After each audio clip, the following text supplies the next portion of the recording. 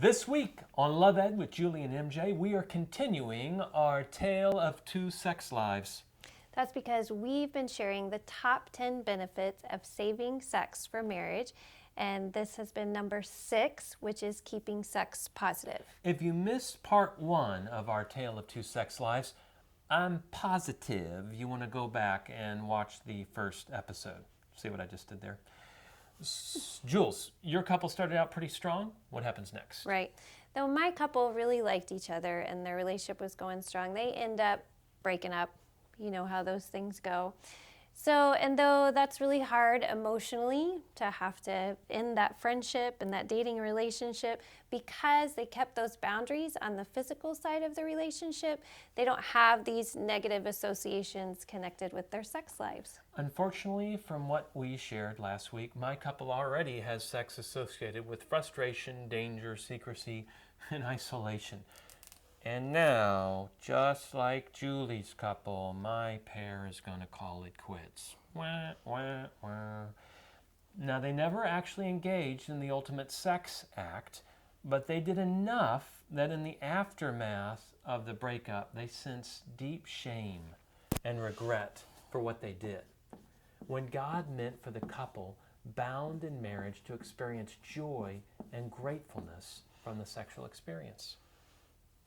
Meanwhile, the guy in my story chooses to stick to the path of purity. Of course, he's continuing to get to know girls that he's interested in and dating, but he's keeping boundaries on what they do physically, saving both himself and the girls he's dating for their future spouses.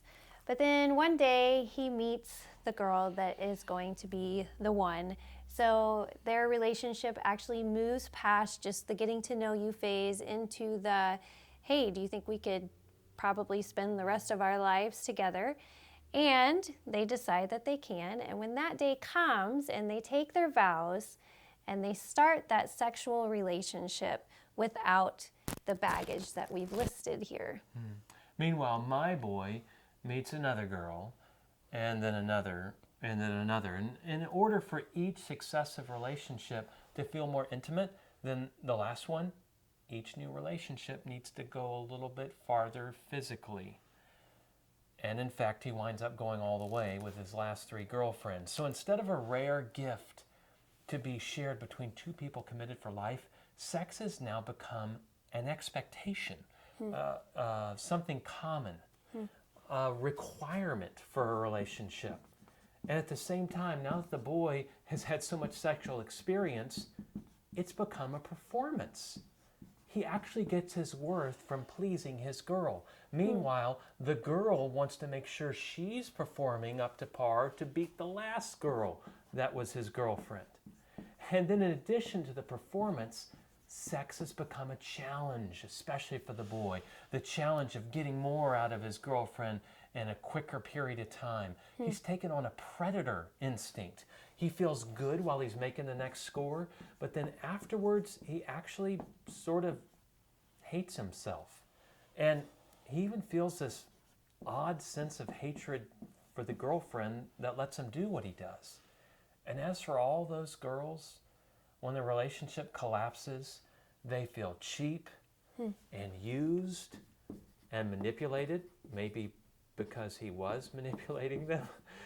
And so now sex is associated with disappointment. Oh, it didn't work out. And bitterness.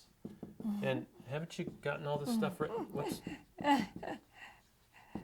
Okay, so now my boy wasn't perfect. We, of course, have idealized this, but I think you can see the difference between what we're dealing with and that he has a clean slate with to start his marital journey, or really in reality it would be almost clean.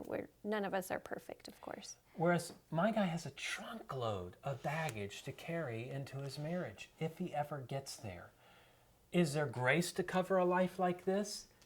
Yes. Yes, there is grace to cover a life like that. That's why Jesus died. But the law of the harvest still applies, which says you're going to reap what you sow. And a farmer cannot sow weeds and expect corn. And I cannot sow bad sexual seed in my dating life and then expect that once I'm married and doing it the right way, that suddenly we're just going to have this awesome sex life. That's unrealistic. It's not just going to come up daisies. God made the guidelines he did for sexuality for our good. God looked at Adam and Eve, who were naked and unashamed, and he said, this is good. So keep sex positive by saving sex for marriage. And join us next week as we share benefit number 5 of the top 10 benefits of saving sex for marriage on Love Ed with Julie and MJ.